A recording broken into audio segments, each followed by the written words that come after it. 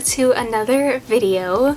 Today's video is super exciting because I'm just stoked to talk about a compiled list of books basically that I want to read this year. And to make this even more challenging, I decided to only choose from my shelves. So none of these books here that you see will be like new releases. These are all books from my shelf that I want to read this year that honestly I am predicting will be 5 stars for me. Not saying I'm going to end up reading all of these, but I do like to go back at the end of the year and watch these from the beginning to see how many books I actually read that year. I went back and watched last year's video and I actually read about 1/3 of the books that I talked about, so that's super exciting. But another reason why I like to do this video is because I like to write the titles on a piece of paper and pick one out each month for my TBR and read them, hopefully. So that is kind of the point behind this video, is to just read backlist titles that I know are really good books that have been on my TBR for too long. They are books that you guys love that I really wish I had the time to read. So there is a couple like new releases on here from last year, but some of them are a good few years old. I have some fantasy and thrillers, of course. I have some more contemporary literature, a couple classics, a middle grade, so I really have a good variety here to set myself up for success this year. Without further ado, we got 22 books to discuss, so let's just dive right in. The first genre to start us off is the contemporary literature, and I really would love to read The Immortalists. I've heard nothing but phenomenal things about this book. You have magical realism, but I know there's a really good family dynamic to this one. It's historical, it has to do with a traveling psychic. Everything about this book sounds phenomenal. All of these siblings, I guess, know like the date that they are going to die, and I'm really interested to see how these siblings decide to live the last years or days or whatever it is of their life. It just sounds like a great book, one that is life-changing that I need to have in my life. I did actually start this last year and really enjoyed the writing. I just got too busy or distracted with other books to complete this. That is my goal for this year, to jump back into this one because I really was liking it and I know I'm gonna enjoy it. And then we have Under the Whispering Door by TJ Klune. I was so stoked that this was coming out that I even requested an ARC of this, and I never read it, and I know I'm gonna cry and I know I'm gonna love this, and I just did not get around to it. It has to do a lot with life and death. Apparently I like that in books, but his writing is absolutely phenomenal. And of course his book House in the Cerulean Sea was one of my absolute favorites I read last year. I know it has to do with like a ghost and a ferryman, or a ferryman that's a ghost. So a little bit paranormal, and I know if I'm having a rough day, I can reach for this book and it's gonna be the perfect serotonin boost. I really found a love for Asian literature this past year, and Murakami I know is one of those authors that everyone has read. He's super popular. I would love to read Kafka on the Shore, especially since this is magical realism where cats talk, fish fall from the sky, and spirits slip out of their bodies to make love or commit murder in what is a truly remarkable journey. I have no clue where this is gonna take me, honestly, but I just really want to dive into Asian literature, and I know this is his most popular work, and yeah, that's pretty much it. I have also seen Jesse the Reader talk about this book quite a bit, and he loved it, and we have pretty similar tastes, so I'm confident that this is going to be a 5-star, or at least I'm hoping. I also want to work on knocking out my book of the month choices. I have 2 on my list, but one of them that is high priority is The Vanishing Half by Britt Bennett. I knew the moment that I heard this was going to be picked up for like a mini-series or show, I believe, that I needed to quickly put this on my radar for next year, so I'm prepared when the show comes out. I know it has to do with twins, and there might possibly be magical realism. That's literally all I know about this. I've also heard that this is a pretty hard-hitting book as well. I'm super stoked to read this. I have not seen anyone not give it 5 stars. I'm hopeful that that will be the case for me. And then I have 3 kind of like sci-fi dystopian books on my list as well. The first one being Never Let Me Go by Kazu Ishiguro. Probably does not come as a surprise to anyone considering Clara in the Sun was my top favorite book from this year. I sobbed at this movie. I did not see any of the twists coming, and I've heard the book is a little bit more, I don't know, boring or slow-paced, I guess you could say. So I'm a little bit timid to get into this one, but honestly, if it's anything like the movie, I'm gonna absolutely fall in love with this. And the story from the movie is already way better than Clara in the Sun. Also, this falls into the realm of Asian literature, which again is something that I want to read more of this year. And then I also have The Humans by Matt Haig. I adored The Midnight Library. I have not read any of his other books besides that one, but I picked this up on audiobook at the beginning of the year, and immediately I had to stop because I knew that I had to own this book. It was hilarious and quirky. I think it has to do with like this, basically an alien coming from the sky or gets dropped into the world and kind of observes human life. It says it's his best, funniest, and most devastating dark comedy yet. It sounds very unique, I guess, and also a chaotic, wild ride. I also have been wanting to dive more into Stephen King, but I'm not huge on horror, and when I heard The Institute is actually more sci-fi thriller, immediately I was like, I'm on board, I need to have that book. Kaylin also really adored this one, and our reading tastes are basically the same, so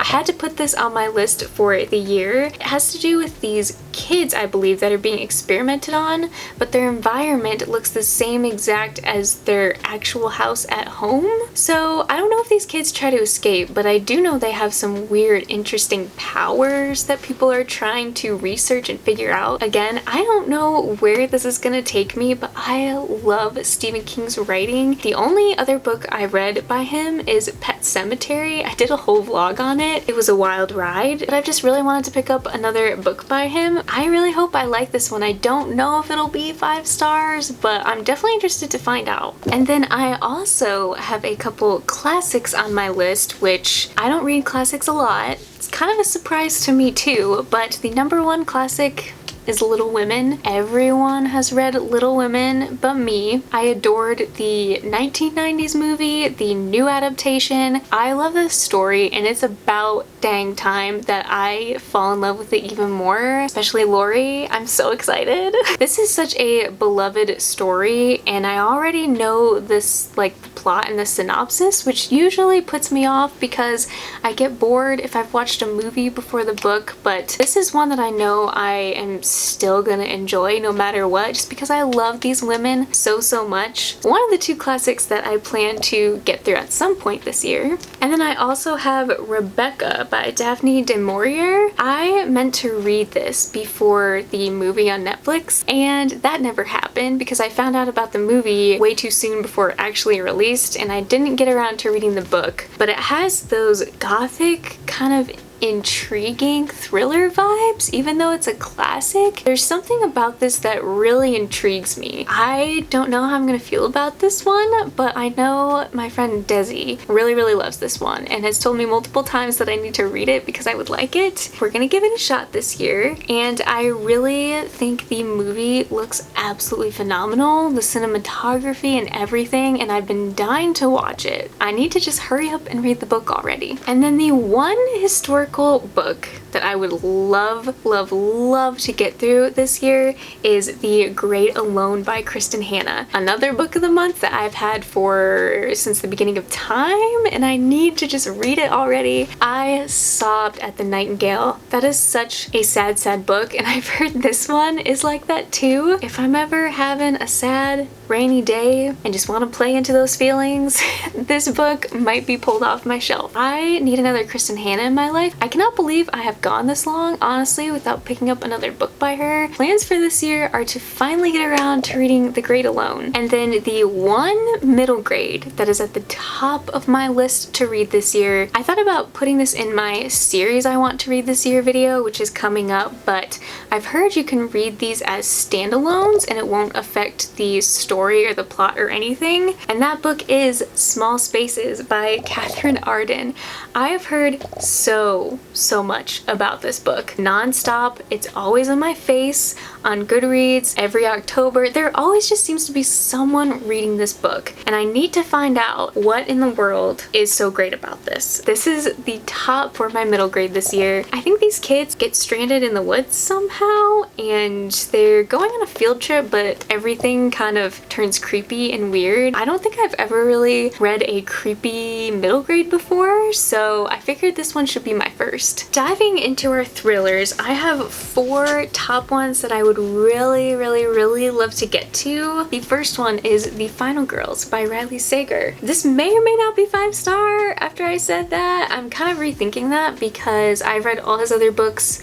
This is his first one, and I've also heard it's kind of slow, but the twist is phenomenal. I am on a mission to just read all of his works. This is the only one I have not read. Yes, this was on my list from last year as well. I never got around to it, but I need to just stop putting it off because I'm scared it won't be good and just read it. I love him and I love his books, and you know, I need to just pull the trigger and read it. I also have Gone Girl by Gillian Flynn, which I am very skeptical and scared to read. I read Dark Spaces or something like that. I hated it. Honestly, that was one of the first thrillers I read. I may have different feelings going back and reading it now. I just was not a fan. And I'm like, you know what? There's gotta be a reason why this thriller has stood the test of time for so many years, why there's a movie about it. I'm finally figuring out like what I love in thrillers, and I don't know if this one's gonna be it for me because it is a little bit more domestic. I know nothing about this book,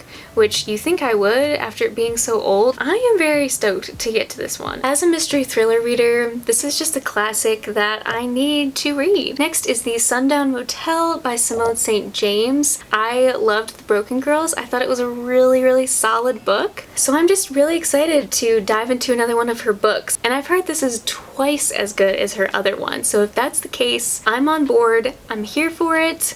I actually started reading this, like do a try the chapter thing with myself because I couldn't figure out what thriller I wanted to pick up next. I was immediately sucked in. I love the way she does dual timelines. I love her writing, the suspense. I'm just itching to read this one. So I think I'm actually going to be buddy reading this with some friends earlier this year, so I am guaranteed to at least read this one. And last but not least on my thriller list is The 7.5 Deaths of Evelyn Hardcastle. Yes, I did start this one. I got about 100 pages in. Don't know why I didn't finish it. I was reading along with the audiobook and was obsessed with the narrator. I think he's from like Outlander or something. I loved what I read of this. It sounds like trippy kind of time travel, but also like a mystery murder, and this person like wakes up each day in the body of the different suspects. I was so confused just from the first 100 pages, but I've heard the ending is just one of the best endings of all time. I need to hurry up and read this. I've had multiple people tell me you will give this 5 stars. And then on to the 7th fantasy that I want to read this year, which obviously is the biggest list of all of them,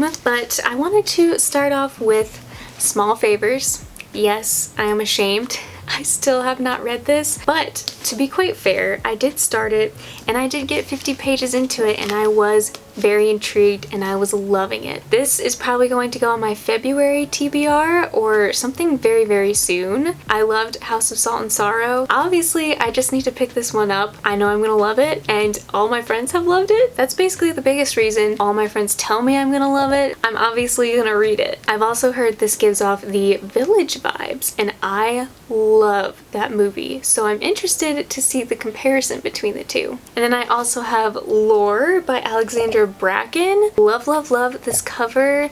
I'm not super duper into Greek mythology, but I am very intrigued in this one because people say it's kind of like Percy Jackson, and it is a standalone, which is also super nice. All of these are actually standalone fantasy, just in case I didn't mention that already. I meant to read this last year when it came out. I did not, and every once in a while I get in the mood for like some Greek mythology, so decided to add this one to my list. And this next one haunts me to this day. I was very excited to hear that after 10 years of The Night Circus coming out and being released into the world and being one of my favorite books of all time, that Erin Morgenstern was coming out with another book. Have I read The Starless Sea yet? Nope. Did I ask for an ARC and they sent me a hardcover? Yup. And do I feel guilty? Yes, yes I do. So this is going to be one that I know is going to be slow, but I know, hopefully, that I'm going to enjoy this one because I loved The Night Circus. Her writing is the perfect atmosphere. Like literally no one can top her as far as fantasy atmosphere. This is one of those books been sitting on my shelf way too long, was dying to read it. It's just about time. So even if this takes me months to get through, I'm gonna push myself to read this because I know it's gonna be amazing. And then another book that was a Bookstagram booktube made me do a purchase is The Firekeeper's Daughter. I believe this was a debut last year and the cover just caught my attention. I've heard this is a little bit more on the magical realism contemporary side. I need to know what this is about. As a fantasy reader, I have to know what the hype is, and hopefully the hype is good to me. But this one just continues to stick out on my shelf, not only because of the cover, but I know the magic system is also very unique, and yeah, I'm just really looking forward to diving into this and seeing what it's about. I believe these next 3 books were on my list last year, did not get around to them, but the first one is Into the Drowning Deep by Myra Grant, which is actually Seanan McGuire. This is an adult kind of like fantasy, killer, mermaids, paranormal book, and I love her writing. It's so atmospheric. She writes horror elements very well. I know I'm gonna love this one. I know I'm saying that for all of these, but I think I heard Ariel Bissett or Raylene on their podcast talk about how good this book is and how no one talks about it. I just know that there's something about this that I'm gonna love. I love Pirates of the Caribbean, anything that takes place on the ocean. I've heard this is pretty grotesque as well. I would love to dive more into adult books by her, and I'm really excited that she's starting to write more. I still have yet to read a book by Naomi Novik, and the first one that I think I'm gonna pick up is Uprooted. I also have Spinning Silver, but I know a lot of people like Uprooted better. Kaylin rants and raves about this, says it's her favorite fantasy, as well as a lot of other fantasy YouTubers. Pretty sure it's been on a ton of TBRs for the winter time. I think this one is the Rumpelstiltskin retelling. I could be wrong on that. Maybe that's Spinning Silver. Again, just another one that I know I'm gonna love, and that's why I keep putting it off and putting it off. And last but definitely not least is probably the most backlist title that I think I have in this stack. It's The Strange and Beautiful Sorrows of Ava Lavender. I think that this cover is absolutely stunning, but not only that, we have like this family dynamic and there's magical realism. I think there's like sisters involved of some sort, but I believe Ava actually is an angel. That's literally all I know. I started reading this once again and I was loving it. I read the first couple chapters for like a try a chapter thing to figure out what I wanted to pick up next, and I was really enjoying what I was reading of this, and I guess another book piqued my interest more. A lot of people either love or hate this. I think it's because magical realism can be done really well or really poorly, and I hope it's done well in this case. Very intrigued to see where I fall on the spectrum with this one, and yeah, it just sounds really good and intriguing. Well friends, I clearly have a busy year in front of me trying to knock out all of these hopefully 5-star books. I think I have a really solid list here, at least I'm hoping so. Let me know in the comments like which ones I should get to first, if you have any favorites on this list. I'm definitely all ears because I do not know where to start. I know I'm gonna love all of these a lot, and I'm just so overwhelmed with my shelves right now, so I decided to do a little challenge and just kind of pull books from my shelf to see how many I can get read this year. Thank you guys so much for watching. Let me know your top 5-star prediction that you think you're gonna love this year, because I would love to hear what you have in store. But I hope you enjoyed this video, and I hope you have a good day wherever you are. I love you so much, and I will see you in my next video.